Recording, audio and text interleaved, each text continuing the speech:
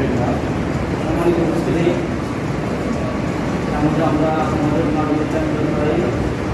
আমাদের সামনে আজকের এই মাহফিলের প্রধান আলোচক আমাদের সকলের প্রিয় গাজীপুর সিনিয়র বাড়ি মাদ্রাসা সমাজ তারা মাওলানা আবুল কবি অত্যন্ত গুরুত্বপূর্ণ আলোচনা পেশ করবেন। তারা মাওলানা আবুল কবি।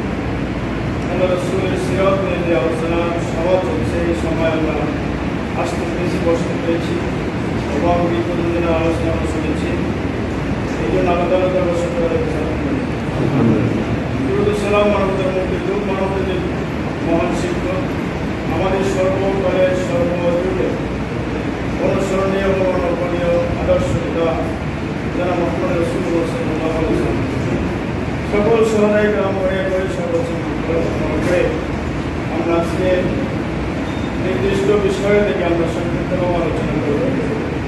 আমাদের পূর্বের নাজির রহমান ভাই থেকে অত্যন্ত গুরুত্বপূর্ণ আলোচনা শুনেছেন। রাসূল সাল্লাল্লাহু আলাইহি ওয়াসাল্লামের জীবন সম্পর্কে অভিজ্ঞতা লাভ করেছেন। আমি আপনাদের সামনে স্বল্প সময়ে রাসূল সাল্লাল্লাহু আলাইহি ওয়াসাল্লামকে কেন দুনিয়াতে পাঠিয়েছেন, রাসূল দুনিয়াতে পাঠানোর উদ্দেশ্য ছিল রাসূল সাল্লাল্লাহু আলাইহি ওয়াসাল্লাম তার উপর অর্পিত দায়িত্ব তিনি সঠিকভাবে পালন করেছেন এবং তার পরবর্তী এই মিশন এবং মিশন রেখে গেছেন। এটার ব্যাপারে আমাদের করণীয় কি, এই সম্পর্কে সংক্ষিপ্ত আলোচনা করি। সম্মানিত হাজিরিন, আপনারা জানেন রাসূল সাল্লাল্লাহু আলাইহি ওয়াসাল্লামকে দুনিয়াতে পাঠানোর পরে, দুনিয়াতে নবী হিসেবে পাঠানোর পূর্বে ওই সমাজটা ছিল জাহিলিয়াতে পরিপূর্ণ একটি সমাজ। সেই সমাজে কোনো মানবতা বোধ বলতে কিছু ছিল না, ন্যায় বিচার ছিল না, জুলুম অত্যাচারে সব ভরপুর ছিল। এমন একটা পরিবেশ পরিস্থিতি ওই সমাজে কায়েম ছিল যেখানে নিজের কন্যা সন্তানকে জীবিত কবর দিতে পর্যন্ত দ্বিধাবোধ করত। এখন বুঝতে পারেন যে সমাজটা কত অমানবিক পর্যায়ে চলে গেছে। এমনি একটা মুহূর্তে আল্লাহ রাব্বুল আলামিন রাসূলকে পাঠিয়ে ঘোষণা করে দিলেন, ওমা আরসালনাকা ইল্লা রাহমাতাল লিল আলামিন। হে রাসূল, আমি আপনাকে বিশ্ববাসীর জন্য আশীর্বাদ হিসেবে প্রেরণ করলাম। আলহামদুলিল্লাহ, আল্লাহ রাসূল ছিলেন আমাদের জন্য কি রহমত, আশীর্বাদ, আমাদের জন্য একটা নিয়ামত, যার আগমনে পৃথিবীতে সকল অন্ধকার আচ্ছন্ন, সকল জুলুম অত্যাচার দুর্নীতি সন্ত্রাস সব কিছু রহিত হয়ে গেছে। ইসলামের আলোয়, কোরআন এবং হাদিসের আলোয় সমগ্র বিশ্ব ভূখণ্ডটা আলোকিত হয়ে গেছে। যেই কন্যা সন্তান জন্মের পরে বাবা এবং মা নিজেদেরকে অপমানিত করত, নিজেদেরকে ভোগ প্রতিপন্ন করত, আল্লাহ রাসূল আগমনের পরে সেই কন্যা সন্তানকে নিয়ে মা বাবা গর্ভবতী শুধু করেননি, আল্লাহ রাসূল ঘোষণা করেছেন কারো যদি একটা কন্যা সন্তান থাকে এটাকে তিনি সুন্দরভাবে লালন পালন করেন, উত্তম শিক্ষা শিক্ষিত করেন, সৎ পাত্রে দান করেন, তাহলে তার জন্য আল্লাহ তাআলা একটা জান্নাত নির্ধারণ করেন। আল্লাহ রাসূল সাল্লাল্লাহু আলাইহি ওয়াসাল্লাম আরো ঘোষণা করলেন, আল জান্নাতু তাহতা আকদামিল উম্মাহাত, জান্নাত মায়েদের পায়ের নিচে। বুঝতে পারছেন আল্লাহ রাসূল কেমন আশীর্বাদ ছিলেন? যার আগমনের পূর্বে কন্যা সন্তানকে অপমান ভোগ করত, জীবিত কবর দিত। রাসূল আগমনের পরে এমন রহমত নিয়ে তিনি আসলেন, সেই কন্যা সন্তান জান্নাতে যাওয়ার ঘোষণা করেছে। মায়েদের পায়ে নিচে কি আমাদের দেশ সময় হাজির যে কথা বলতে চাচ্ছি, আল্লাহ রাব্বুল আলামিন রাসূলকে দুনিয়াতে পাঠিয়েছিলেন, ঘোষণা করেছেন সূরা ছতে, ওয়াল্লাযী আরসালা রাসূলাহু বিল হুদা ওয়া দীনিল হাক্কি লিইয়ুযহিরাহু আলা দ্বীনি কুল্লিহি ওয়ালাউ কারিহাল মুশরিকুন। আল্লাহ বলেন, আমি আমার রাসূলকে দুনিয়াতে পাঠিয়েছি সত্য দ্বীন তথা দ্বীন ইসলাম এবং হেদায়েতের মাধ্যম হিসেবে, হেদায়েতের মাধ্যম দিয়ে আমি তাদেরকে তোমাদের নিকট প্রেরণ করেছি, পাঠিয়েছি। এই রাসূল পাঠানোর মূল লক্ষ্য, উদ্দেশ্য, টার্গেট হলো লিইয়ুযহিরাহু আলা দ্বীন, আমার এই দ্বীন ইসলাম, আমি যে দ্বীন এবং কোরআন তাদেরকে দিলাম, এই কোরআন এবং দ্বীন ইসলামটা অন্য যত মত আছে, যত পথ আছে, যত আইন আছে, যত বিধান আছে, সকল আইন মত পথের উপরে বিজয় শক্তি হিসেবে প্রতিষ্ঠিত করে রাখতে পারেন। বুঝতে পারছেন কিনা? আল্লাহ নবীর মনে ধর্ম কি? ইন্নাদ দীনা ইনদাল্লাহিল ইসলাম। ইসলাম একমাত্র আল্লাহ নবীর মনের ধর্ম এবং জীবন বিধান। ইসলাম ছাড়া আল্লাহর কাছে ইহুদি বলেন, খ্রিস্টান বলেন, হিন্দু বলেন, বৌদ্ধ বলেন, অন্য যত জাতির ধর্ম আছে কোনটাই আল্লাহর কাছে কবুল না, গ্রহণযোগ্য না। আল্লাহর পক্ষ থেকে দেওয়া হয়নি, আল্লাহ রাব্বুল আলামিনের পক্ষ থেকে দেওয়া হয়েছে শুধু দ্বীনে ইসলাম।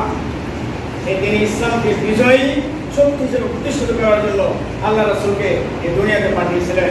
সম্মানিত হাজিরিন, আল্লাহ রাসূল সাল্লাল্লাহু আলাইহি ওয়াসাল্লাম এই দ্বীন নিয়ে, বিজয়ী শক্তির দায়িত্ব নিয়ে দেওয়ার পরে যখন নবুয়ত নাযিল হলো, তিনি দাওয়াতি কাজ শুরু করলেন।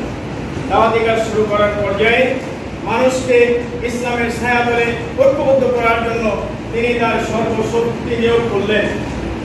আল্লাহ রাসূল সাল্লাল্লাহু আলাইহি ওয়াসাল্লাম সর্বপ্রথম গোপনে তিনি 3 বছর দাওয়াতি কাজ করেছিলেন। সর্বপ্রথম তিনি দাওয়াত দিয়েছিলেন তার একান্ত আপনজন, তার স্ত্রী হযরত খাদিজাতুল কুবরা রাদিয়াল্লাহু তাআলা আনহার কাছে। সর্বপ্রথম বিশ্বের সর্বপ্রথম মুসলমানকে হযরত খাদিজাতুল কুবরা রাদিয়াল্লাহু তাআলা আনহা, তারপরে তার সবচেয়ে আপনজন বন্ধু হযরত আবু বকরের কাছে দাওয়াতি কাজ করলেন। এভাবে পর্যায়ক্রমে তিনি গোপনে 3 বছর দাওয়াতি কাজ করলেন। এরপর আল্লাহ রাব্বুল আলামিন ঘোষণা করলেন, এখন আর গোপনে নয়, গোপনে তুমি দাওয়াতি কাজ শুরু করে দাও। সংক্ষেপে বলবো, আপনাদের বুঝতে হবে যে আল্লাহ রাসূলের এই জন্ম এবং মৃত্যুর মাসে সিরাত নিয়ে আলোচনা করছে। আল্লাহ রাসূলের দায়িত্ব কি ছিল, তিনি কিভাবে সেটা পালন করে গেছেন, আমাদের উপর দায়িত্ব কি, আমরা কি করতেছি।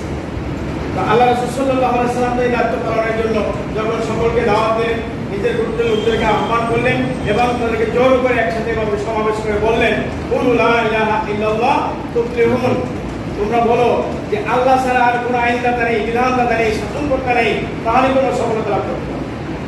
আমরা তো সবাই সফলতা চাইতে পারি, যে যেই পেশায় আছি, বাড়ি বলেন, গাড়ি বলেন, বাসা বাড়ি বলেন, চাকরি বাকরি বলেন, যে যেই পেশা আছে প্রত্যেকটা পেশায় আমরা কি হতে চাই, সফল হতে চাই। কিন্তু আপনার আমার একজন মুমিন হিসাবে সফলতা লাভ করা দরকার।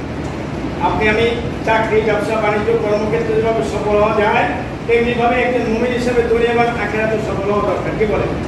আল্লাহ রাসূল ঘোষণা করলেন, তোমরা যে যেই পেশা আছো, যেভাবে সফল হওয়ার চেষ্টা করো না কেন, কিন্তু দুনিয়া এবং আখিরাতে একজন মুসলিম হিসাবে, একজন মুমিন হিসাবে সফল হতে হলে তোমাদেরকে স্বীকৃতি দিতে হবে লা ইলাহা ইল্লাল্লাহ, আল্লাহ ছাড়া আর কোনো ইলাহা নাই। বলেন তো, আল্লাহ রাসূল সাল্লাল্লাহু আলাইহি ওয়াসাল্লাম এই ঘোষণা দেওয়ার পরে আমরা এখানে সবাই কালেমা জানি না? কালেমা পড়ে মুসলমান হয়েছে, তাই না? এই কালেমার অর্থ আমরা অনেকে জানি না, কিন্তু আমরা পাঠ করি। আল্লাহ রাসূল বলেছেন লা ইলাহা ইল্লাল্লাহ, আল্লাহ ছাড়া কোনো আইনদাতা নেই। কিন্তু আমরা এই কালেমার অর্থ এভাবে করি যে আল্লাহ ছাড়া কোনো মাবুদ নেই, লা ইলাহা ইল্লাল্লাহ, আল্লাহ ছাড়া কোনো মাবুদ নেই। এই দেখবেন আমরা বলেন, ওলামায়ে কেরাম বলেন, তাফসীর মাহফিল বলেন, তাবলীগ জামাত বলেন, বিভিন্নভাবে দাওয়াতি কাজ চলছে। কিন্তু দাওয়াতের কাজ, এই কালেমার দাওয়াত আল্লাহ রাসূলও দিয়েছিলেন আর আমরাও দিচ্ছি। কিন্তু পার্থক্যটা বুঝতে পারছেন? আমরা দেওয়ার পরে, আলেম ওলামা দেওয়ার পরে, দাওয়াত দেওয়ার পরে তাদেরকে ভালো ভালো খাওয়ার ব্যবস্থা করা হয়, দেওয়ার সময় টাকা পয়সা দিয়ে দেওয়া হয়। কিন্তু আল্লাহ রাসূল এই কালেমার দাওয়াত দেওয়ার পরে তাকে কি টাকা পয়সা দেওয়া হয়েছিল? ভালো আপ্যায়ন করার ব্যবস্থা করা হয়েছিল না। তার আপন চাচারা পর্যন্ত তার শরীরের উপরে পাথর নিক্ষেপ করা শুরু করল। এখন পর্যন্ত আল্লাহ রাসূলের কালেমার দাওয়াত আর আমাদের কালেমার দাওয়াতের মধ্যে কোনো পার্থক্য আছে না নাই? আমরা কালেমার দাওয়াতে আমাদের পিঠ বাছাইয়া বাছাইয়া, অর্থাৎ আমি এমনভাবে দাওয়াত উপস্থাপন করি যাতে কারো কোনো গায়ে না লাগে, আমার উপরে কোনো আঘাত না আসে। কিন্তু আল্লাহ রাসূলকে আঘাতের চিন্তা করেন নাই। আল্লাহ রাসূল আল্লাহ তাআলা যেভাবে বলছেন সেভাবে মানুষের কাছে উপস্থাপন করেছেন। আমরা যে কালেমা পড়ে মুসলমান হয়েছি, আল্লাহ রাসূল যে কালেমার দাওয়াত দিয়েছিলেন, যেটাকে প্রতিষ্ঠিত করেছিলেন, সেই কালেমার অর্থ হলো আল্লাহ ছাড়া কোনো কারো আইনদাতা নেই। আইন চলার কোনো কাজ আল্লাহ। আমাদের সমাজ, আমাদের দেশ, আমাদের বাড়ি ঘর, আমাদের অফিস আদালত, কোনো জায়গায় কি আল্লাহর আইন চালু আছে? বারবার বলবো, কোনো জায়গায় আল্লাহর আইন চালু আছে? অবশ্য আল্লাহ রাসূলকে আল্লাহর আইন চালু করার জন্য দায়িত্ব দিয়ে আল্লাহ রাসূলকে পাঠিয়েছিলেন। আল্লাহ রাসূল সাল্লাল্লাহু আলাইহি ওয়াসাল্লাম তার এই দায়িত্ব পালন করার জন্য, বিজয় করার জন্য বিভিন্ন জায়গায় অমানবিকভাবে কাফেরের অত্যাচার নির্যাতনের শিকার হয়েছিলেন। প্রথম দাওয়াত দেওয়ার পরে আবু লাহাব, আবু জাহেল, উতবা, সাইবা যারা ছিলেন ওখানে পাথর মেরে রক্তাক্ত করে দিয়েছিল। এরপর তিনি কয়েক বছর ওখানে দাওয়াতের কাজের পরে মনে করেছিলেন তায়েফের এখানে দাওয়াতের একটা পরিবেশ হবে, সেখানে তিনি দাওয়াতের কাছে মিশন নিয়ে গিয়েছিলেন। সেখানকার তায়েফ পাশেও তাকে মেরে বেহুশ করে দিয়েছিল।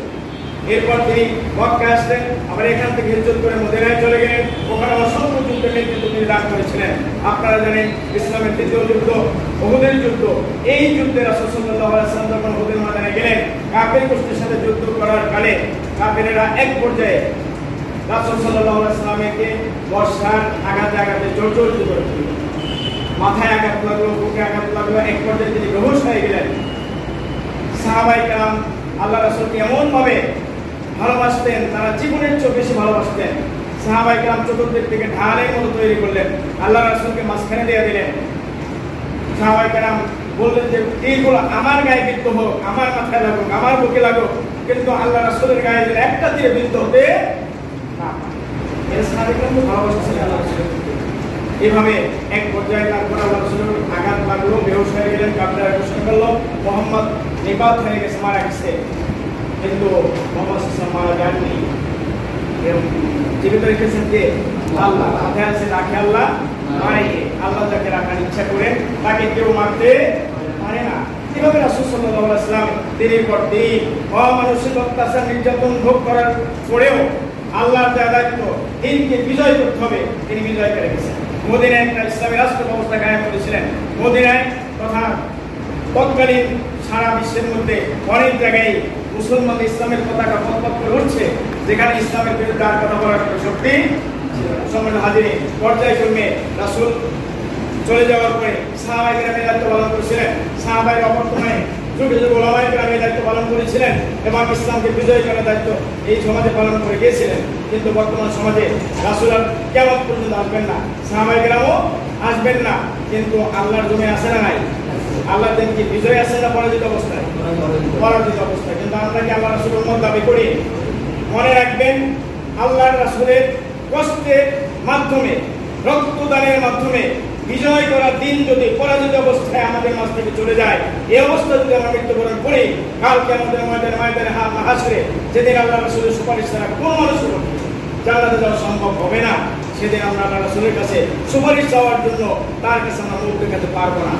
সম্মানিত হাজিরিন, এই জন্য বাংলাদেশ জামাত ইসলামী আল্লাহর এই জমিনে আল্লাহর আইন চালু করা এবং সৎ লোকের শাসন কায়েম করার জন্য আন্দোলন করে যাচ্ছে। আপনারা দেখতে পাচ্ছেন এবং দেখে আসছেন, বিগত 15 বছর ধরে বাংলাদেশ জামাত ইসলামী কর্তৃক এমন পরিমাণ অত্যাচার নির্যাতন করা হয়েছে যেটা আর অন্য কোনো দলের প্রতি করা হয়নি। মূল টার্গেট ছিল জামাত ইসলামী সহ তার নেতৃত্বে আলেম ওলামা যদি এদেশে মাথা নাড়াচাড়ি করতে পারে, ঐক্যবদ্ধ হতে পারে, সংঘবদ্ধ হতে পারে, তাহলে কোরআনের শাসন ব্যবস্থা এই সমাজে কায়েম হয়ে যাবে। কোরআন আমাদের মুসলমানদের সম্পদের হিসাবে প্রতিষ্ঠা লাভ করবে।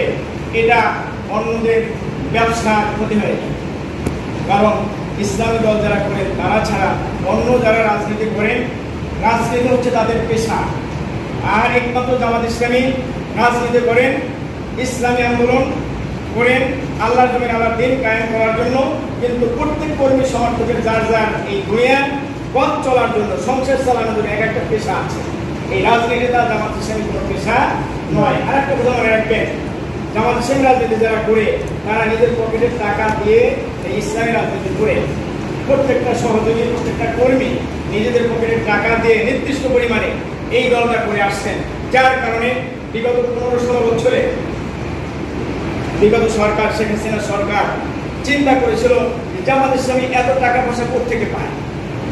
আওয়ামী লীগ বলেন, বিএনপি বলেন, অন্য দল বলেন, ক্ষমতায় না থাকে তারা চলতে পারে না, কিন্তু জামাত ইসলামী কিভাবে চলে? জামাত ইসলামের আমির জামাত সহ 11 জন কেন্দ্রীয় নেতৃবৃন্দকে ফাঁসি দেয়া এবং তাদেরকে জেলখানায় রেখে তাদেরকে হত্যা করে দিয়ে বিদায় করে দিয়েছিল। এবং এমন কোনো অত্যাচার নির্যাতন নেই যেখানে কোনো কর্মী 1-2 বার জেলখানায় নেই, খুব কম আছে। কিন্তু তারপরেও তারা চিন্তা করলো যে জামাত ইসলামী টিকে থাকে কীভাবে, এত টাকা পয়সা করতে পারে। তারা বিভিন্নভাবে তথ্য কালেকশন করার জন্য চেষ্টা করলো, বিভিন্ন গোয়েন্দা সংস্থা লাগিয়ে দিল। জামাত ইসলাম ছুটি এক পর্যায়ে বলতো এদেশের ব্যবসায়ীরা দেয়, এক পর্যায়ে বলতো বিদেশিরা টাকা পয়সা পাঠায়, কিন্তু সব বন্ধ করে দেওয়া হলো। কোনো কিছুতে তারা পরিবর্তন করতে পারলো না। এক পর্যায়ে বুঝতে পারলো এবং জামাত ইসলামী ঘোষণা করে বলে দিয়েছিল যে আপনারা যতই গোয়েন্দা দেওয়ার চেষ্টা করেন জামাতের আয়ের উৎস বের করার জন্য আপনারা জীবনে পারবেন না। বাংলাদেশের প্রত্যেকটা জামাতের কর্মী সমর্থক ছড়ি এবং ইসলাম প্রিয় জনগণের প্রত্যেকের পকেট হলো জামাত ইসলামের আয়ের উৎস। বুঝতে পারছেন কি? আপনারা এখানে যারা আছেন আপনাদের পুরো জামাতের টাকা পয়সা নেওয়া হয়, আলহামদুলিল্লাহ এভাবে চলছে, এভাবে চলে আসছে। মূল টার্গেট হলো আল্লাহ রাব্বুল আলামিন আল্লাহ রাসূলকে যে দ্বীনি দায়িত্ব দিয়ে বিজয়ী করার দায়িত্ব দিয়ে দুনিয়াতে পাঠিয়েছিলেন। আল্লাহ রাসূল অবর্তমানে সাহাবায়ে অবর্তমানে বাংলাদেশ জামাত ইসলামী আল্লাহর জমিনে আল্লাহর দ্বীনটা কায়েম করতে চায়। এটা কি কায়েম করার যে আন্দোলন চলছে এটাকে আপনারা সমর্থন করেন কিনা? এটা আমাদের করা উচিত কিনা? প্রত্যেকটা মুমিন এবং মুসলমানের উচিত আল্লাহর এই জমিনে আল্লাহর দ্বীন কায়েম করার চেষ্টা করা। আল্লাহর জমিনে আল্লাহর দ্বীন কায়েম করার যে আন্দোলন চলছে এই আন্দোলনে জান এবং মাল ব্যয় করার সিদ্ধান্ত গ্রহণ করা। এই সিদ্ধান্ত গ্রহণ করার পরে আমি যদি মারাও যাই আল্লাহর কাছে বলতে পারবো আল্লাহ আমি তো সিদ্ধান্ত নিয়ে আসছিলাম, আমি চেষ্টা করে আসছিলাম, আমি যতটুকু জান মাল ব্যয় করেছি আমার তো আর ইসলাম আদেশের ক্ষমতা ছিল না। আল্লাহর কাছে বলার পর আল্লাহর কাছে আমরা মাফ করার একটা মাধ্যম আমরা দাঁড় করাতে পারি। কিন্তু আপনার আমার যদি কোনো চেষ্টা না থাকে, কোনো তদবির না থাকে, তাহলে কিন্তু আল্লাহর কাছে আমরা কোনো জবাব দেওয়ার সুযোগ থাকবে না। সময় হাজিরে আজানের সময় প্রায় কাছাকাছি। আমি যে কথা আপনাকে বলতে চাই আল্লাহ রাসূল সাল্লাল্লাহু আলাইহি ওয়াসাল্লাম তার জীবন বাজি রেখে যেই দিন কায়েম করে গেছিলেন, বিজয় করে গেছিলেন, ওই দিন এখন আমাদের মাঝে পার্থিব অবস্থা আছে। এইভাবে চলতে থাকলে আপনারা আমার মনে যদি একটু ওইটা বিজয় করার জন্য কোনো আবেগ, কোনো উদ্বেগ, কোনো আগ্রহ সৃষ্টি না হয়, কোনো ইচ্ছা শক্তি তৈরি না হয়, কোনো চেষ্টা আমরা না করি, তাহলে কিন্তু আমরা আল্লাহ রাসূলের উম্মত হিসেবে নিজেকে কিয়ামতের মাঠে পরিচয় দিতে পারবো না। সম্মানিত হাজিরিন, আসুন আল্লাহ রাসূলের আগমনের মাসে, এই গোস্থানের মাসে আমরা রাসূলের জীবন এবং সিরাত নিয়ে আলোচনা করে আমরা যা বুঝতে পারলাম, জানতে পারলাম আল্লাহ রাসূলের রেখে যাওয়া সেই আদর্শ আমাদের মাঝে আছে, কিন্তু বিজয় অবস্থা নেই। এই বিজয় করার জন্য আমরা যাতে জান এবং মাল কোরবান করে দিয়ে আল্লাহর এই জমিনে আল্লাহর দ্বীন কায়েম করতে পারি, বিজয় করতে পারি, সেই দায়িত্ব পালন করার মতো মানসিকতা, আন্তরিকতা আল্লাহ রাব্বুল আলামিন আমাদের সবাইকে দান করুন। আল্লাহর এই জমিনে আল্লাহর দ্বীন একদিন না একদিন কায়েম হবে ইনশাআল্লাহ। সেটা বেশি দূরে নয়, আমার দ্বারা হোক বা আপনার দ্বারা হোক। এখন আপনি আমি যদি এই পথের যাত্রী হই আলহামদুলিল্লাহ আমরা সফল হতে পারবো। আর যদি দিন কায়েম হোক বা না হোক, দিন কায়েম হয়ে গেল, বিজয় হয়ে গেল, আপনি আমি এর পথে কোনো সময় শ্রম দিলাম না, তাহলে আপনার আমার কোনো লাভ হবে? লাভ হবে কোনো?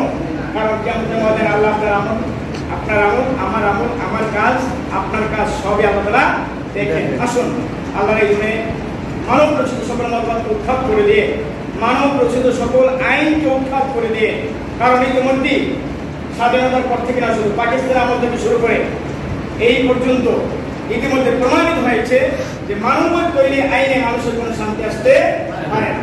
মানব তৈরি আইন কোনো মানুষ, কোনো দেশে, কোনো রাষ্ট্রে কখনো শান্তি স্থাপন করতে পারে না। একমাত্র শান্তি আছে কার আইনে? আল্লাহ। আসুন আমরা আল্লাহর আইনে সবাই আল্লাহকে সমর্থন করি, আল্লাহর আইনকে বিজয় করার জন্য চেষ্টা করি।